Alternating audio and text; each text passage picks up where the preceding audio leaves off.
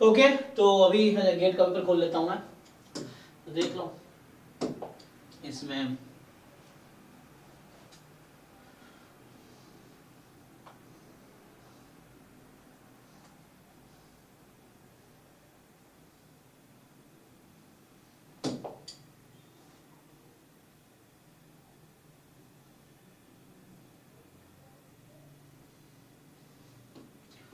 बताओ, पहले 2022 का ही कर लेते हैं। तो अभी है ना, हमने 2023 2020 का मतलब पेपर डिस्कस किया था, तो अभी 2022 का पहले डाउट कर लेते हैं, फिर 2023 कर लेंगे। बताओ कौन कौन सा क्वेश्चन था, जिन लोगों ने ग्रुप में भेजे एक बार बताओ, देख लो शुरू से बताओ।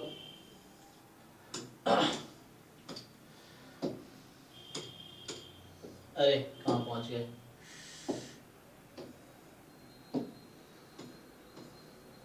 ये मुझे ग्रुप खोलना है, चैट में लिख सकते हैं, ग्रुप ओपन कर लेता हूँ, कोई नहीं, रुको देख लेता हूँ। तो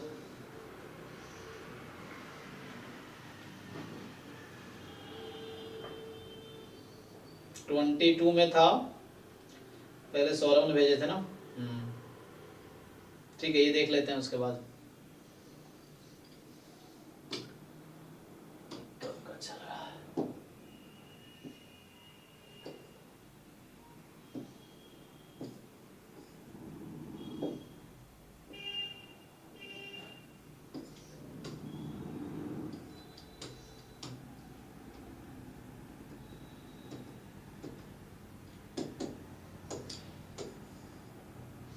ओके, तो यहाँ से स्टार्ट है।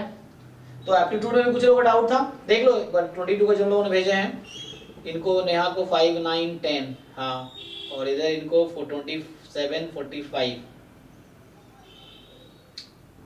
तो 3 लोगों ने भेजे हैं ना, तो इनके डाउट डिस्कस कर लेते हैं। तो 5 9 10 देखते हैं क्या है।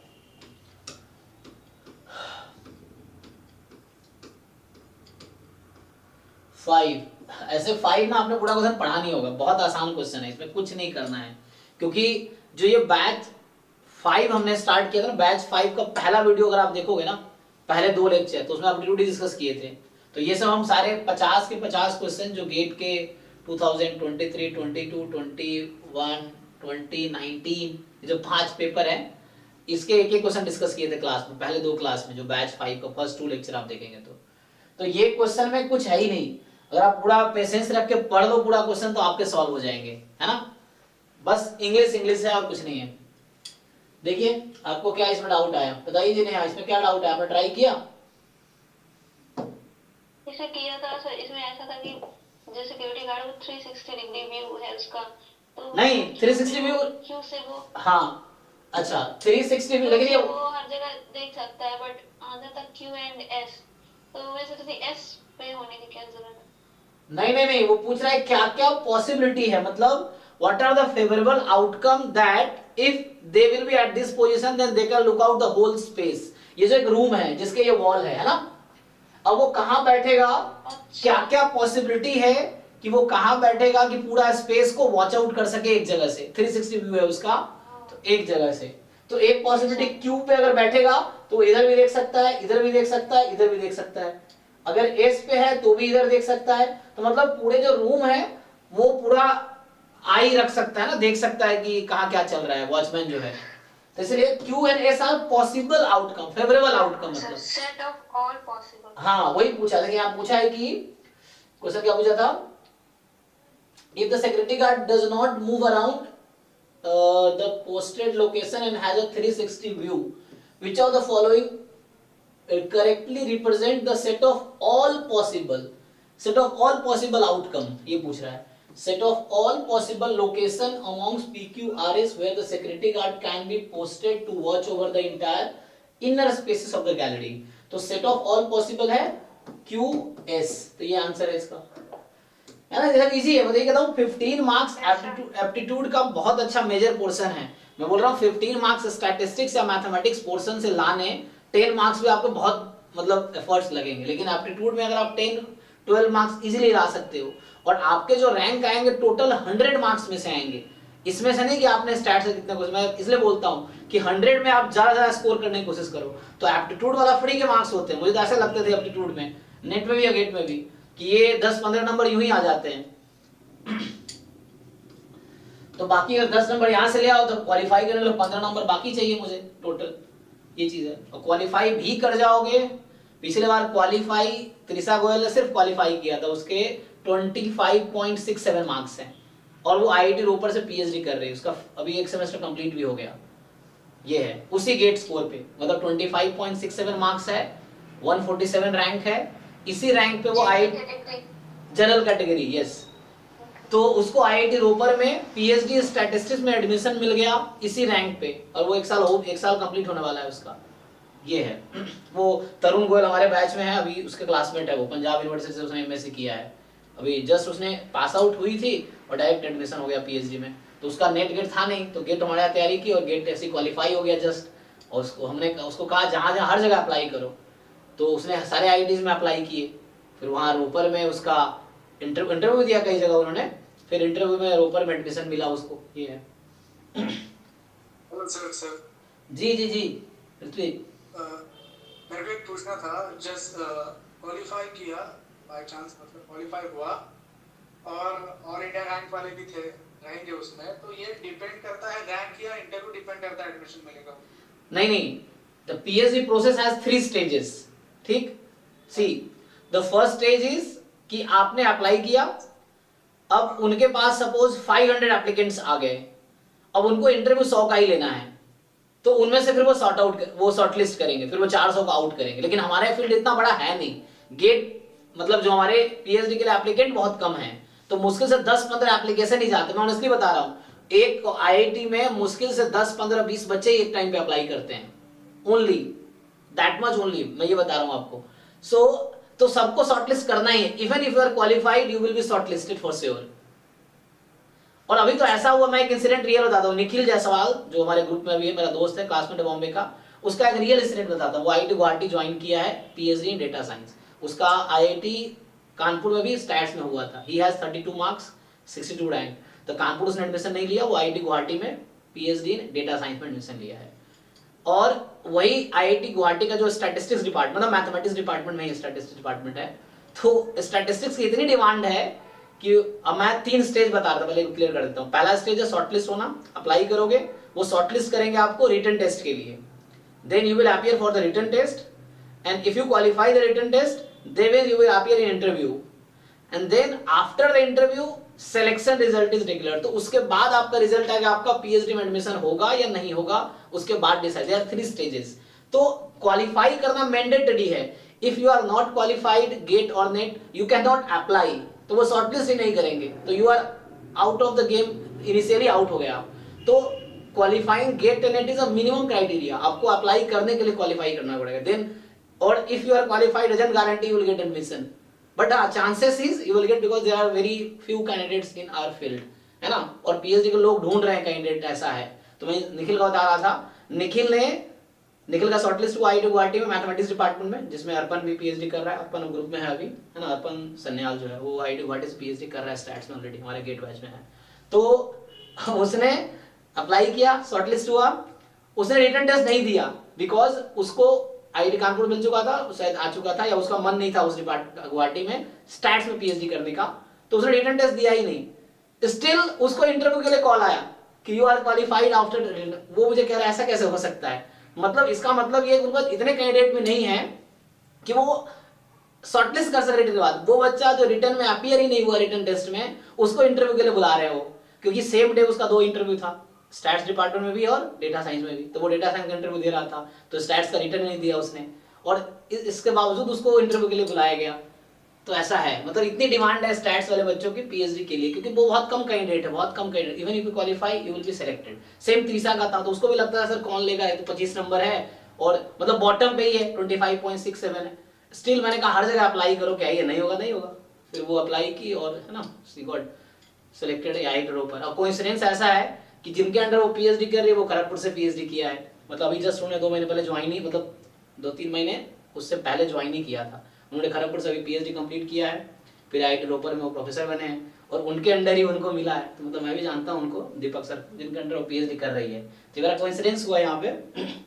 तो वो सोमेश सर के अंडर पीएचडी किया उन्होंने, दीपक सर ने, तो रोपर में फैकल्टी है वो।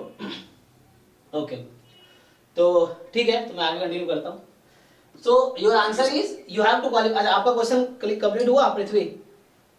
हाँ, थोड़ा कॉन्फिडेंस भी बढ़ा। हाँ, so just qualify it, you apply everywhere, there are 23 IITs, I think more than that, तो सब में अगर अप्लाई करोगे ना, और every IIT has at least 2-3 statistics faculty members, department mathematics है, like I'm also doing PhD in IIT Kharagpur in mathematics department, but my supervisor like Somesh Kumar मेरे DSC member है, मेरे गाइड उदित मुक्ता है, तो यहाँ भी there are 3-4 faculties are from statistics background, तो PhD में आपको कोर्स वो नहीं करना है, PhD में just you have to interact between you and your supervisor, यही दो इंपॉर्टेंट है, बाकी कुछ नहीं है। तो आपको एक प्रोफेसर ढूंढना है जो आपके फील्ड का हो, और every IIT has at least 1-2 statistics faculty, और वो पीएचडी कराते हैं। तो आप जितने आईआईटी हर जगह अप्लाई कर सकते हो, और उनको चाहिए होता है, कैंडिडेट मिलते ही नहीं है ना, इस तरह से है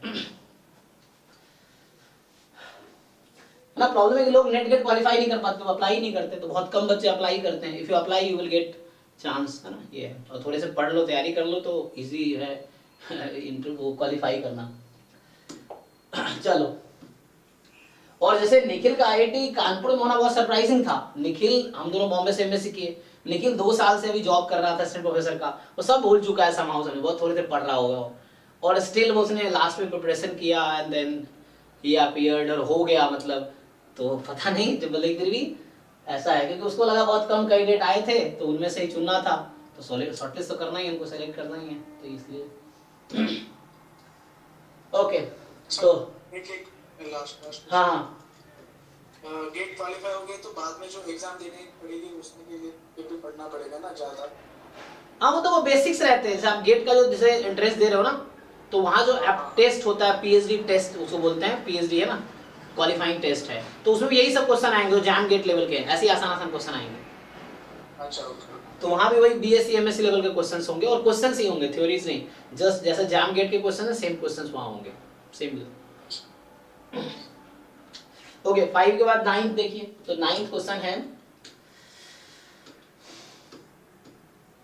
तो in a class of 5 students PQRST, okay, ये थोड़े से क्वेश्चन ट्रिकी है।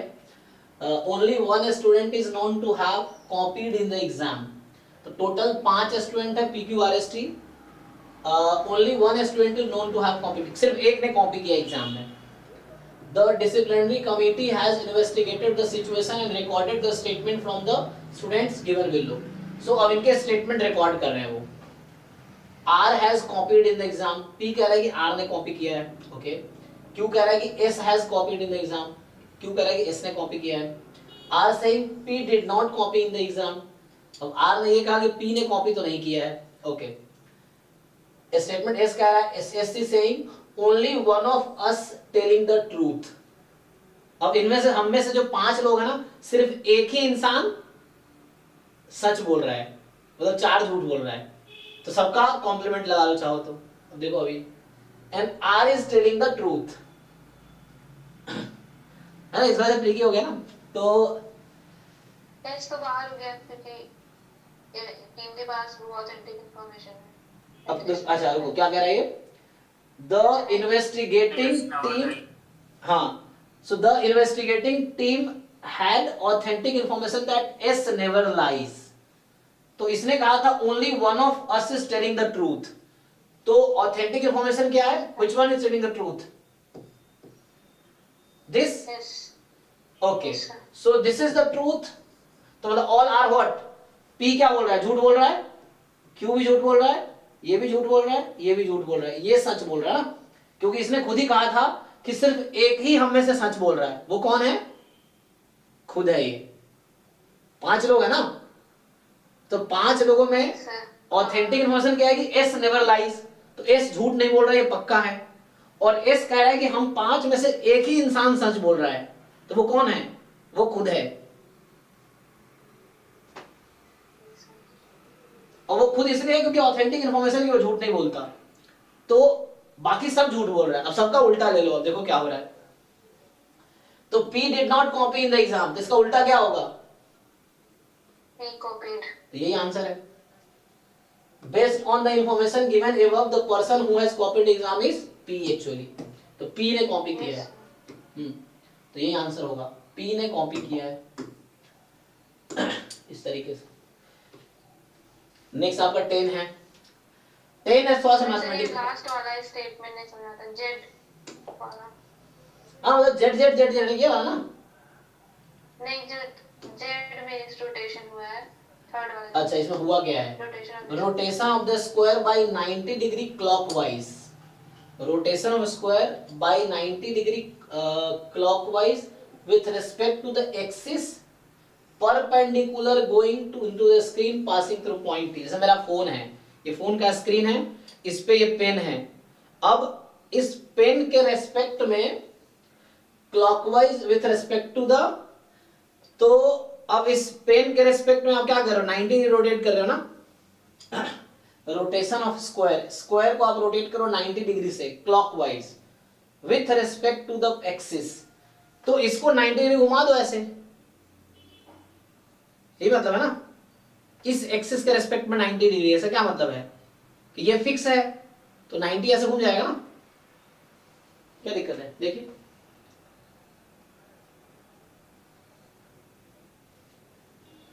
Going to screen passing through, मतलब उसके बीच में, हाँ पासिंग थ्रू टी। सो इसमें है तो इसके अबाउट में 90 डिग्री क्या मतलब होगा? मींस इसका प्लेन नहीं चेंज हो रहा है, इस प्लेन में अब स्क्वायर। हाँ मतलब ये है कि इस एक्सिस के अबाउट वो 90 डिग्री घूम रहा है, तो ये ऐसे घूम गया ना, तो एक रोटेशन हो गया just.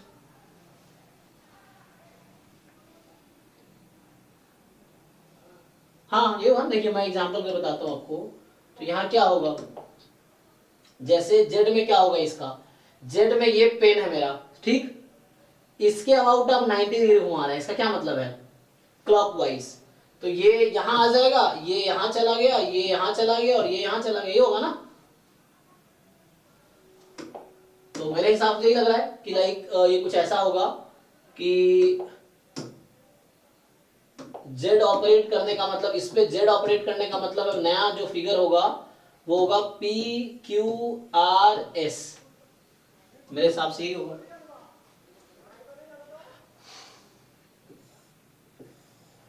P Q R S, यही है ना, ये आ जाएगा। हाँ तो अब इसको कीजिए अब, है ना।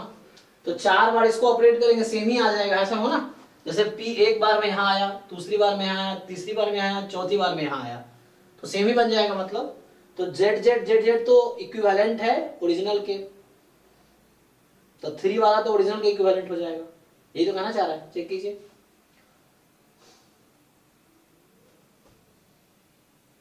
बाकी क्लियर है? Yes sir. अब ये एस क्यू के अबाउट घुमा रहा है, तो एस क्यू मतलब एक्सिस फिक्स रहता है ना, बाकी रोटेट होते हैं। Okay sir. हाँ तो ये हो जाएगा, करके देखिए। तो ये आपके एप्टीट्यूड हो गए। तो ये 2022 वाला जो क्वेश्चन है, इसमें ए 5 9 10 हो गया। अब बचा 29। सो 29 जो है, 17 बता दो। अच्छा 17 ठीक है। 17 चलिए 17, हाँ मतलब जो भी है। हाँ बी ऑप्शन में डाउट था मेरे को, बी किसको फॉलो करता है? बी का कोई स्टैंडर्ड थ्योरम नहीं है। आपको ये पता है ना कि ये जो एक्स वेक्टर है माइनस म्यू वेक्टर है, transpose sigma inverse x vector minus mu vector, ये फॉलो करेगा काई स्क्वायर 6। तो इसीलिए यहाँ ये कह रहा है ये काई स्क्वायर 6 होगा, तो ये तो गलत है ना, तो गलत कह रहा है ना, एस लिख दिया यहाँ पे। अगर इसको फॉलो नहीं करेगा, नहीं यहाँ पे कोई standard I think T square follow करेगा सर। क्या आएगा इसका? एक मिनट, n-1 लेकिन s पता है आपको क्या है? यहां से s देखो क्या है, what is s here. s इसमें क्या क्या इन्वॉल्व है? x1 x2 x3 ये सारे 20 के 20 इन्वॉल्व हैं। चेक कीजिए आप ध्यान से, यहां सिर्फ x3 है और यहाँ 20 के 20 रैंडम ये जो रैंडम वेक्टर्स हैं वो सब इन्वॉल्व हैं। ऐसा एक क्वेश्चन था नेट का, तो उसमें वो लेकिन वहां पे आप देखोगे वहां कुछ और रहा होगा, आप जो बता रहे हैं ना शायद वहां पे ऐसा होगा कि x बार रहा होगा। चेक कीजिए आप, n भी तो मल्टीप्लाई होता है ना, फिर उसमें n आ जाएगा x बार होगा। तो ये देखो, ये एक सिंगल रैंडम वेरिएबल है, this is the random vector. तो ये जो x3 वाला है ये सिर्फ इसको ले रहा है, ओनली x3 को ले रहा है। एंड बाद में बात कर रहा है यहां पे s ले लिया, s क्या है xi माइनस x बार, तो ये xi कौन सा है,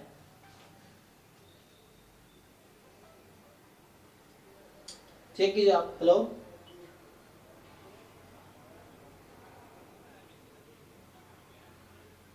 मतलब होता कहां पे,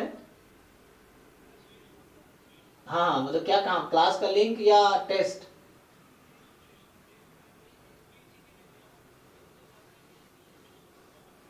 अच्छा वो आईडी पासवर्ड नहीं मिला, आपने कितना फीस पे किया है, तो टेस्ट सीरीज का पे किया ही नहीं आपने, तो कैसे मिलेगा आपको,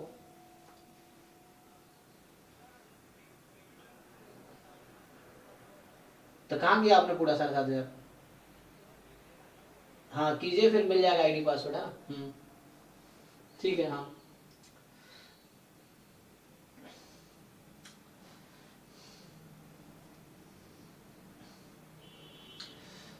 ओके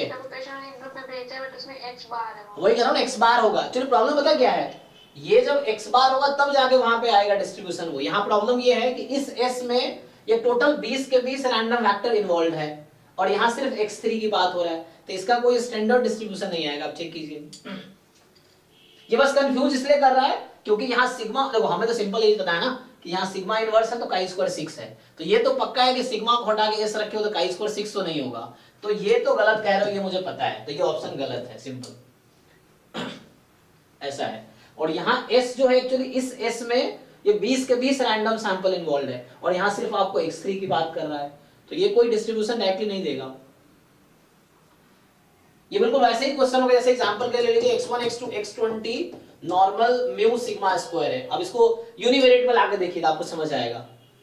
तो आप यहाँ पे पहले s, इसके केस में जब डिफाइन करेंगे आप s स्क्वायर, तो 1/n-1 summation xi minus x बार का होल स्क्वायर होता है। तो इस यहाँ पे ये है हमारे पास। अब आपसे पूछा जाए x3 माइनस इसका क्या होगा, सिर्फ x3 है, x3 माइनस म्यू इनटू, अब ये है ना, तो यहाँ पे आ जाएगा x3 minus mu whole square upon s। इसका क्या डिस्ट्रीब्यूशन आएगा बताइए आप, कुछ आएगा, यही तो है, ये मल्टीवेरिएट है, इसका यूनिवेरिएट वर्जन ये आ गया, univariate version x3 minus mu upon s, जहां s स्क्वायर ये है, तो इसका कोई डिस्ट्रीब्यूशन स्टैंडर्ड नहीं आएगा क्योंकि इस s में 20 के 20 रैंडम वेरिएबल इन्वॉल्व है और यहाँ पे जस्ट थर्ड की बात कर रहा है, तो ये इसलिए तो ये गलत है, बाकी ये वाला सही है। तो n-1 s का थ्योरम ही होता है, n-1 जो s है वो WP n-1 सिग्मा फॉलो करेगा, तो ये ट्रू स्टेटमेंट है। ठीक है, आगे देख लीजिए जो लोग इनका डाउट बताइए, सीधा मैं आगे जाऊंगा। 23 ना, तो 23 देखिए। सो 23 ऐसे आसान क्वेश्चन है, थोड़ा समझना है जस्ट। तो हमें क्या करना है, हाँ u को क्या लेंगे जी, देखिए ध्यान से। अच्छा आपको पता है ना कि दो वेक्टर परपेंडिकुलर होते हैं तो क्या होता है, अपने क्लास 12 में हमने पढ़ा था a and b are perpendicular if या implies what, if and only if, क्या होता है a डॉट b बराबर 0, सेम चीज है, yes same thing we have. So ये डॉट प्रोडक्ट है, वही इनर प्रोडक्ट होगा, इसी को हम लोग वेक्टर में इनर प्रोडक्ट लिखेंगे वेक्टर की जगह, है तो वेक्टर ही but notation is this now. So now we will write this as dot product of two vectors. So same है, देखिए आप u एक यूनिट वेक्टर है, अच्छा तो मतलब u का मैग्नीट्यूड 1 है, ऑर्थोगोनल मतलब यहाँ परपेंडिकुलर है ना, परपेंडिकुलर टू इसके परपेंडिकुलर, ये जो s है ना, तो s के एलिमेंट तो ये है, इसके परपेंडिकुलर s में कैसे एलिमेंट है ये वाला, अच्छा तो समझिए जरा, इसको ठीक से लिखता हूं मैं, क्या इसको मैं ऐसा लिख सकता हूं x1 x2 x3 x4 dot 1 1 1 1 equal to 0, है ना, देखिए ये ऐसा लिख सकता ना, a डॉट b बराबर 0, ये बोल रहा हूं मैं। तो डॉट प्रोडक्ट कैसे होगा, this into this, this into this, this into this, this into this. ये जो इनर प्रोडक्ट जो बात कर रहा हूं ये ऐसा वाला है, x और y वेक्टर अगर है तो ये मैं xi yi वाला इनर प्रोडक्ट है मेरा, ठीक है ना। तो ये मतलब x वेक्टर है यहाँ पे कि x में है x1 से लेके xn तक, y में है y1 से लेके yn तक। तो इसका जो डॉट प्रोडक्ट है, मैं इनर प्रोडक्ट का बोल रहा हूँ, तो इसका जो इनर प्रोडक्ट है वो ये है। तो ये इनर प्रोडक्ट है किसका, इस x वेक्टर का और इस u वेक्टर का। तो आपको u यहाँ दिख रहा है क्या है, ये u है, लेकिन अभी यूनिट वेक्टर नहीं है एक्चुअली।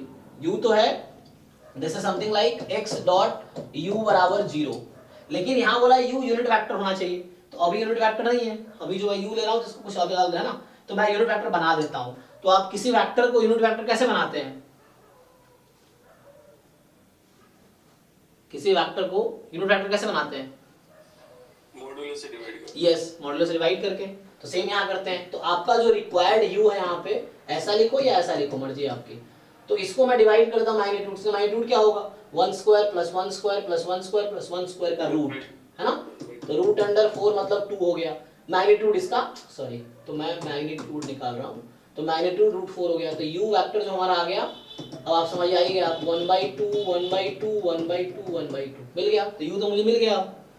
अब तो मेरे पास v ये है और u मुझे मिल चुका है 1/2 1/2 1/2 1/2। अब ये कह रहा है कि वेक्टर u और v minus alpha u orthogonal है। फिर से सेम बात, मतलब डॉट प्रोडक्ट जीरो करने वाली, कि यहां से u का dot product v minus alpha u के साथ जीरो कर देंगे। अब मुझे v भी पता है, u भी पता है, क्या अल्फा नहीं आ जाएगा यहाँ से, आ जाएगा, अब आ जाएगा। तो simply dot product v minus alpha u यहाँ से कैलकुलेट कर लेंगे और दोनों का डॉट प्रोडक्ट इसी इनर प्रोडक्ट को यूज करके डॉट प्रोडक्ट या इनर प्रोडक्ट निकाल के जीरो कर देंगे। तो अल्फा यहाँ से आएगा आपका 1/2 आएगा, तो अल्फा स्क्वायर 1/4, है ना, इस तरीके से आएगा। ठीक है, तो इससे हो जाएगा। नेक्स्ट जो है 23 का 29 था, 27 ये, ठीक है 27। चलिए 20 ये हो तो गया। इसमें मैंने बस फॉर्मूला यूज किया वेरिएंस ऑफ एक्स स्क्वायर का। अगर फॉर्मूला यूज याद नहीं हो तो कैसे करें?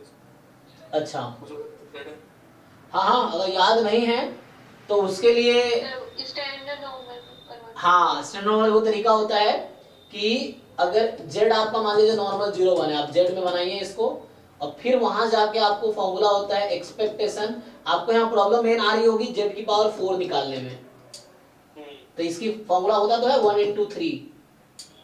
पर वो 0 और 1 के लिए होता है ना, जब मीन 0 नहीं, कोई जनरल के लिए हो जाएगा। चलिए x ले लीजिए, normal mu sigma square, x minus mu by sigma इसकी पावर 4, ये आ गई 1 × 3।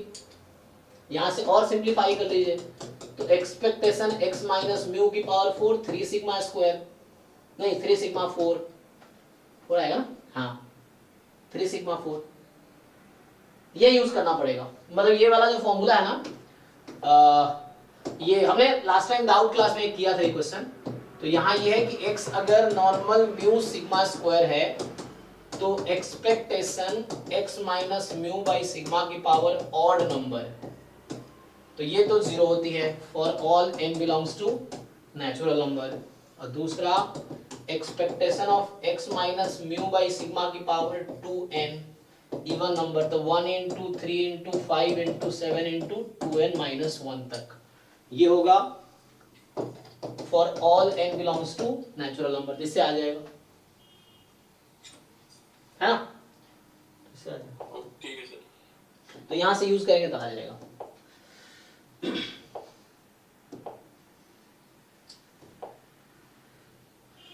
सो नेक्स्ट 29 था। 29 हालांकि इजी क्वेश्चन है, इसमें आपको इंटीग्रेशन की दिक्कत होगी।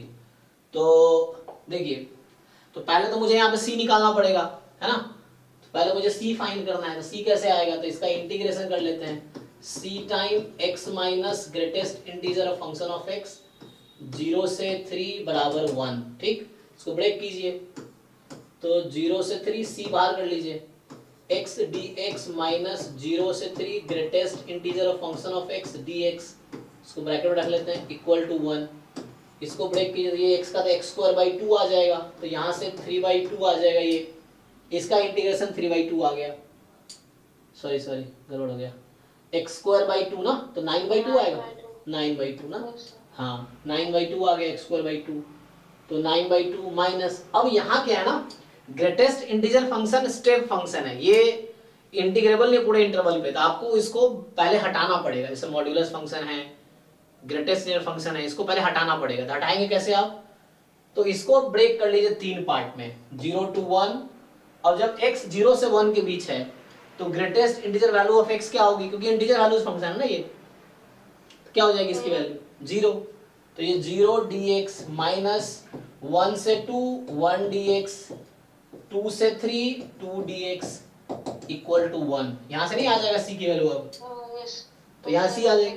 सेम ही चीज आप यहाँ भी करेंगे, जब आप ये निकाल रहे हैं ना, तो यहाँ भी आपको यही करना है कि हाफ से 2 में इंटीग्रेट कर रहे हैं, इसी को आप c into x minus greatest integer function of x। Same चीज यहाँ कीजिए, एक बार हाफ से 1 कर लीजिए, एक बार 1 से 2 कर लीजिए। तो जब हाफ से 1 करेंगे, तो मैं यहाँ अलग अलग नहीं किया हूँ, जैसे वहां अलग किया अब अलग नहीं किया, वहां भी आप चाहे तो अलग नहीं कर सकते थे, सीधा सीधा करते 0 से 1 1 से 2 2 से 3 डायरेक्टली भी हो जाता, जैसे यहाँ कर रहा हूँ मैं। तो ये बन जाएगा c बाहर x minus half to 1 0 dx, ये बन जाएगा x माइनस 1 dx। अब इसको इंटीग्रेट, c आपका यहाँ से आ ही चुका होगा वहां से, तो यहाँ पुट कर लीजिए, हो तो क्या, तो यहाँ भी c बाहर है, ये तो ब्रैकेट में लिखिए c बाहर है, इसका c बाहर किया हुआ है, ओके है ना, तो हो जाएगा। बस यही करना आपको कि ग्रेटेस्ट इंटीजर फंक्शन को जब भी ऐसा आए तो इंटीजर में ब्रेक कर दीजिए, 0 से 1 1 से 2 2 से 3, ताकि उसकी वैल्यू लिख सके फिर इंटीग्रेट कर सके। सो ये हो गया। अब कौन सा अगला 31 के बाद कौन सा 30 क्या था, 40s में था को ना, 29 था, कौन सा 29, ये जो मैं बताया वो 29 था। ये जो बताया हाँ 29 था। देखिए अगला क्या है,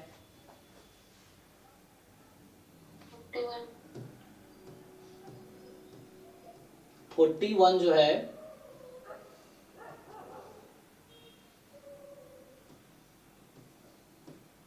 हम्म 41 ये तो कल बताए थे, तो ये आप निकालेंगे आसानी से आ जाएगा। अब मैंने इसका डेफिनेशन क्या है, तो देखिए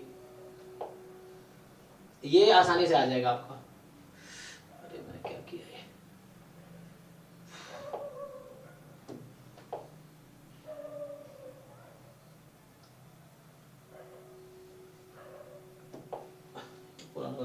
तो यहाँ पे क्या निकालना है मुझे, रिग्रेशन लाइन निकालना है, x गिवन yz ना, तो expectation of x given yz निकालना है आपको।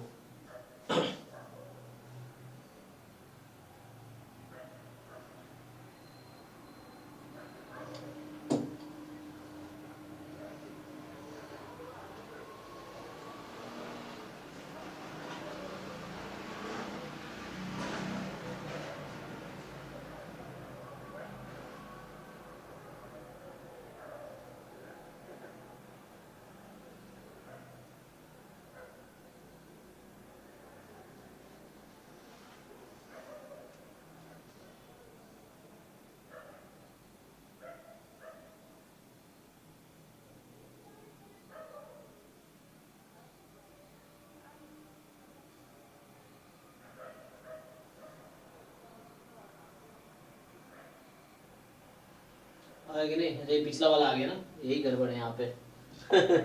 इससे अच्छा था वही नहीं करना था। हाँ तो चलिए इसको मैं इधर बुलाता हूँ।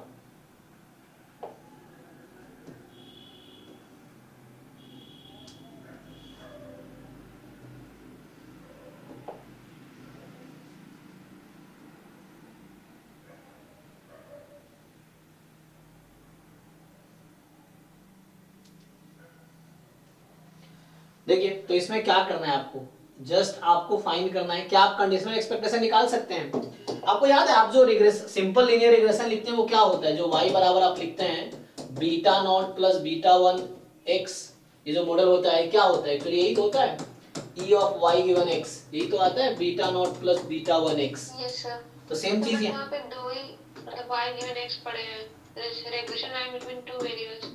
हाँ तो तीन है, कोई दिक्कत नहीं है। तो यहाँ क्या करेंगे, regression of x on yz, तो हमें निकालना है expectation of x given y is equal to y, z is equal to z।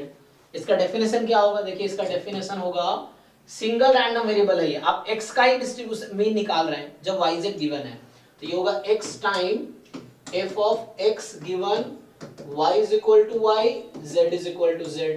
तो x given y comma z, यहाँ दो वेरिएबल आपको गिवन है, आपको ये निकालना है।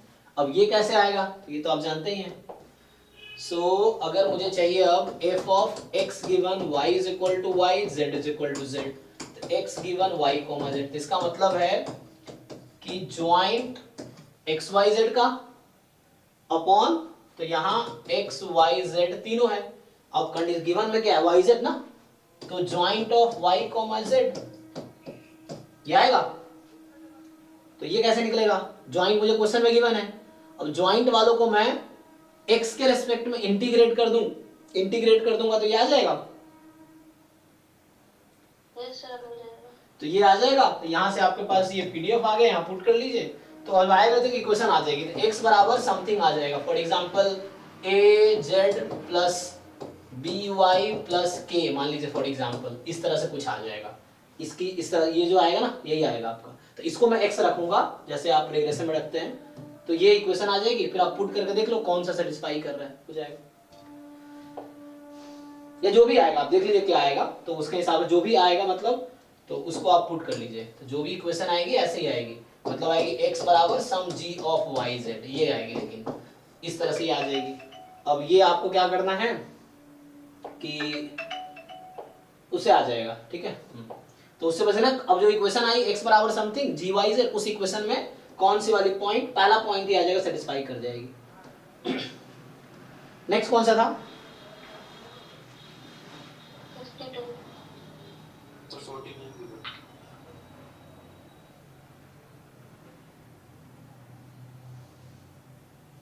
एक मिनट,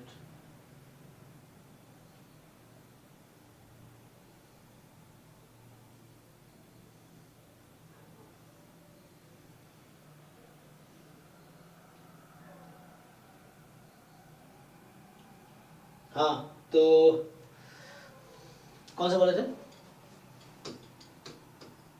49 पूछा।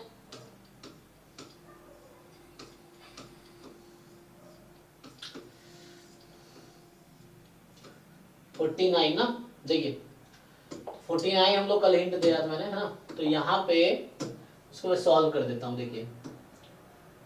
सो ये जो होता है कि आपको बोल रहा है x कोई रैंडम वेरिएबल है,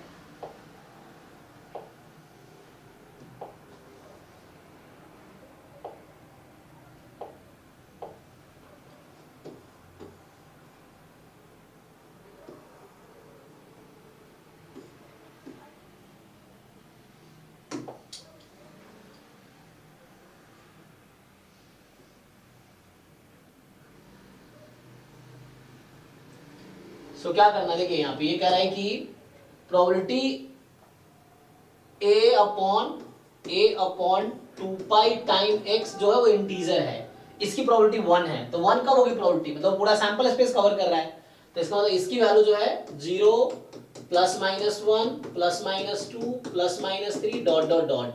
तो मतलब ये जो है इसका सपोर्ट a अपॉन 2 x का सपोर्ट ये होगा। थोड़ा सिंप्लीफाई और कर लीजिए, तो ax की वैल्यू आ जाएगी 0, यहां से आ जाएगी 0 plus minus 2 pi plus minus 4 pi plus minus 6 Pie dot dot dot, ऐसे चलेगा अगर, है ना। तो यहाँ पे ax आप ये समझ सकते हैं 2n पाई जैसा है, जहां n कोई भी इंटीजर हो सकता है, देखा ना, हाँ। तो 2n पाई जैसा है, n कोई भी इंटीजर हो सकता है, तो ये ax है। अगर x चाहिए तो x कोई ना कोई 2 पाई अपॉन a जैसा है, जहां n कोई भी इंटीजर हो सकता है, ये चीज है।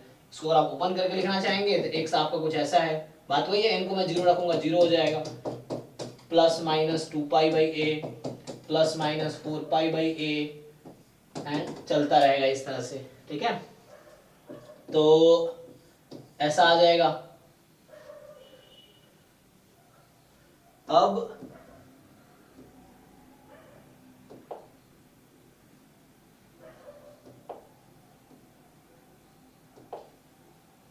ठीक है, तो यहां से आ जाएगा।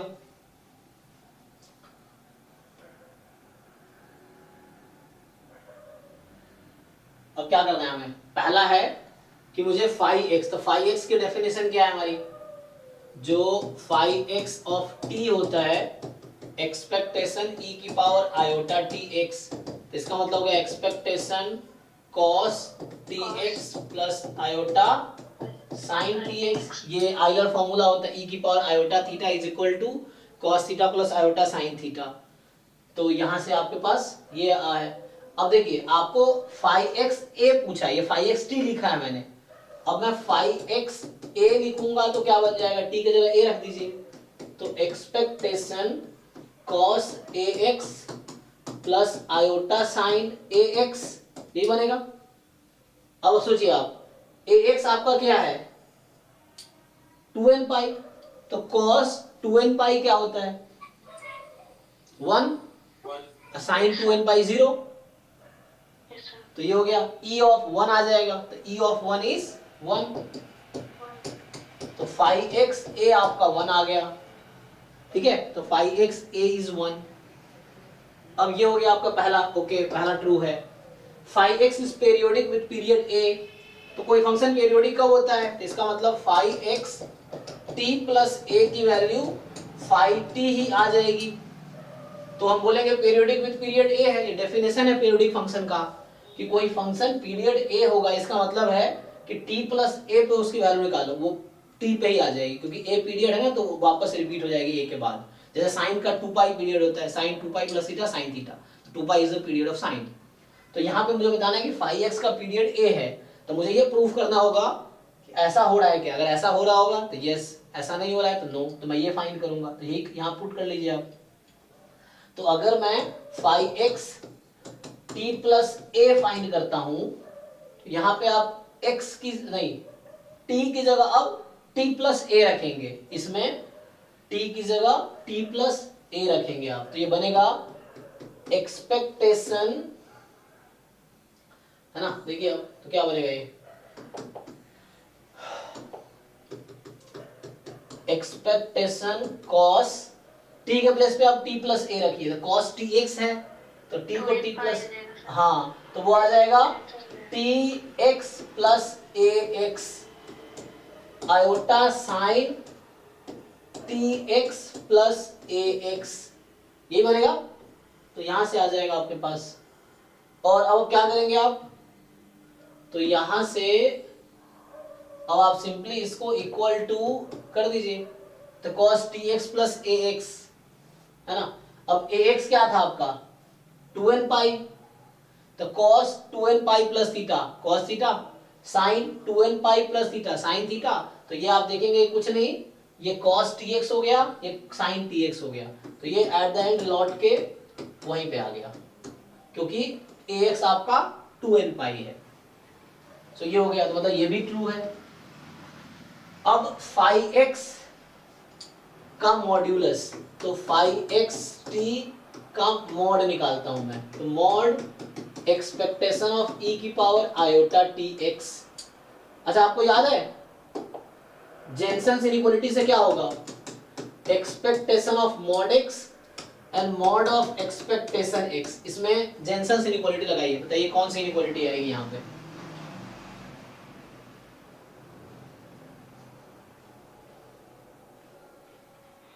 अभी क्या लिखूं बीच में, expectation of mod x greater than होता है ना, जेनसेन्स इनइक्वालिटी, तो gx आप मॉड x है, mod x is convex function, तो वो कहता है ना कि expectation of gx is more than equal to g of expectation x, तो expectation of gx is more than equal to g of expectation x, तो ये हो जाएगा, तो यही यहाँ लगाइए अब, तो यहाँ आप लगाएंगे तो ये less than equal to mod लगा रहा हूं मैं, तो e ऑफ मॉड्यूलस e की पावर आयोटा tx। अब आपको तो पता ही है आयोटा tx का मीनिंग क्या है, cos tx plus iota sin tx, और a प्लस आयोटा b का मॉड्यूलस क्या होता है 1 हो जाएगी ना, a प्लस आयोटा b का modulus a square plus b square का रूट, तो यहाँ तो a आपका साइन है, a cos है, b साइन है, cos square plus sine square 1 होता है, तो मतलब ये 1 आ गया, तो लेस देन इक्वल टू 1 हो जाएगा। लेकिन सोचिए 1 कब होगा, जब इसकी वैल्यू 1 हो जाएगी, और ये हमने शुरू में ही देख लिया है कि ये 1 कब आएगा, जब t की वैल्यू a होगी, अगर टी ए हो जाएगा तो एग्जैक्टली 1 आ जाएगी, अगर टी ए नहीं है तो लेस देन 1 आएगी, लेस देन इक्वल टू 1 है ना, तो 1 कब आएगी जब टी बराबर ए होगा। तो यही कह रहा है कि 5x मॉड का टी लेस देन 1 होगा, टी नॉट इक्वल टू ए है, क्योंकि टी इक्वल टू ए होगा तो एग्जैक्टली 1 आ रही है, हम वहां देखा हमने। तो जब टी नॉट इक्वल टू ए है तो लेस देन 1 होगी, तो स्ट्रिक्टली लेस देन 1 हो जाएगी। तो ये प्रूफ हो गया सी का, तो ये भी सही है मतलब। अब डी वाला जो है, डी है आपका इन्वर्जन फॉर्मूला। तो जो डिस्क्रीट में इन्वर्जन फॉर्मूला होता है, आप ये सर्च कर सकते हैं बुक में भी या गूगल पे भी, inversion formula for characteristic function, for characteristic function. ये आप बुक में देख सकते हैं, ऑनलाइन देख सकते हैं, तो आ जाएगा कैरेक्टरिस्टिक फंक्शन।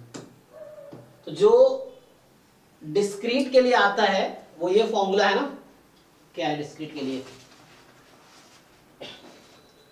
जो डिस्क्रीट के लिए आपके पास फॉर्मूला इन्वर्जन का,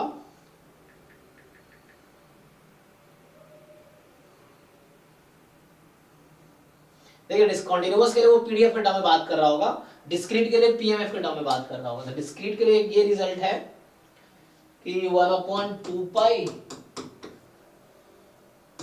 minus pi to pi e की power minus iota n t into 5xt dt, this is equal to probability at x is equal to n, जहां n कोई भी इंटीजर हो सकता है, ठीक है ना।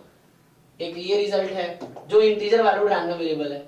दूसरा इसका जनरलाइज रिजल्ट ये है, जनरलाइज रिजल्ट है वही ये है कि 1/2t minus t to t e की power minus iota t x या आयोटा एक्स टी लिख सकते हैं, तो iota t x 5x t dt ये हो जाएगा। ओके, तो ये कितना आ जाएगा, सो ये है probability at x is equal to x, और यहां पे है limit t tends to infinity, ये भी एक रिजल्ट है, ठीक है।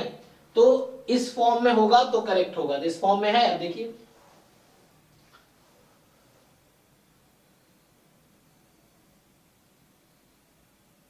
तो ये इन जनरल कोई भी सपोर्ट है उसके लिए बात करें, एक्स का सपोर्ट कुछ, ये इंटीजर सपोर्ट के लिए लिखा हुआ है, ये है ना, उस तरह से है।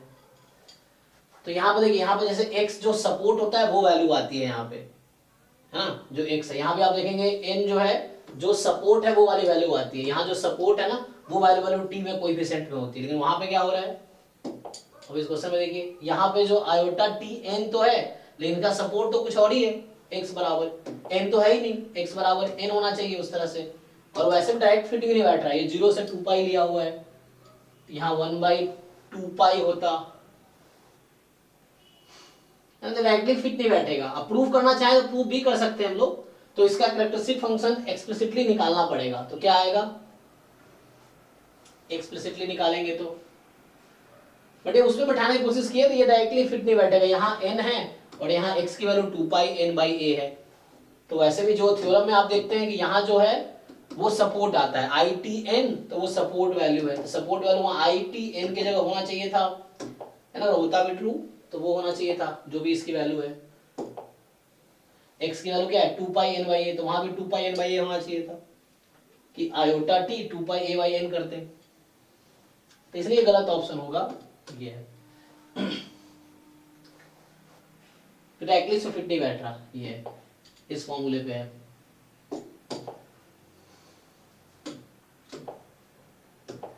देख लीजिए, तो नेक्स्ट जो क्वेश्चन है आपका,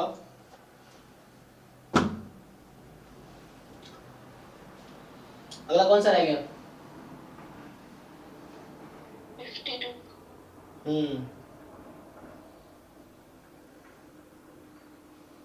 52, अच्छा,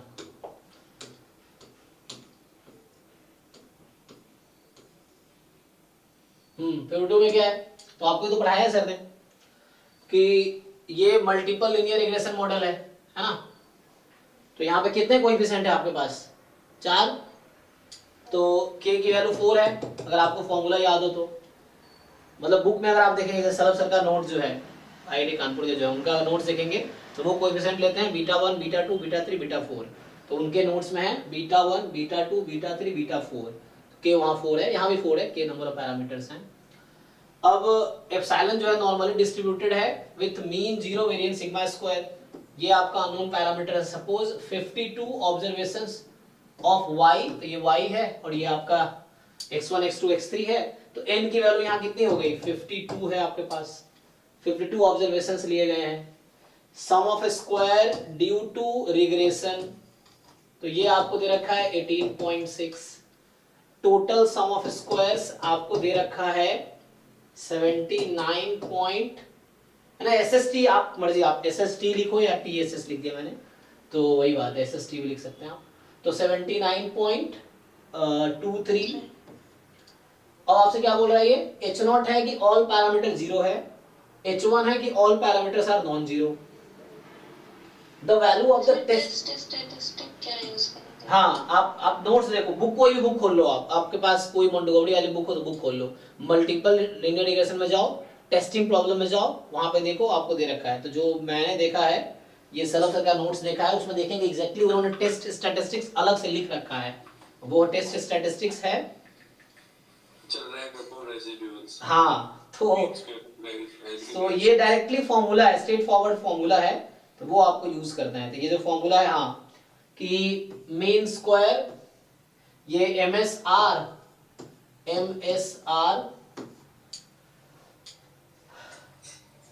mean sum of residue, mean sum due to regression upon, MSE, हाँ, अपॉन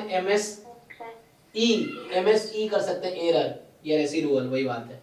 MSE कर लीजिए आप, हाँ, ये निकाल लेंगे आप, यस सर, बस यही करना है। सर SSR अपॉन इसका डिग्री ऑफ फ्रीडम क्या होता है? K-1 और रिग्रेशन है ना ये, -k, हाँ, और यहाँ पे SS या तो रेसिडुअल लीजिए या एरर लिख लीजिए, SSE अपॉन N-K। पुट कर लीजिए, सारी वैल्यू आपको पता है, यहाँ से पुट करेंगे तो आपका इजीली आंसर जो आता है 4.90 आता है। ये सारा डेटा यहाँ पे में है, जो जरूरत है सब यहाँ पे है ना। अगर SSE चाहिए आपको, सम स्क्वायर ड्यू टू एरर्स, तो यहाँ से आ जाएगा, डिफरेंस ले लीजिए 79.2, ठीक है ना, हो जाएगा। बस पुट करना है आपको, बस सारी वैल्यू पता है, पुट करना, 4.90 आ जाएगा।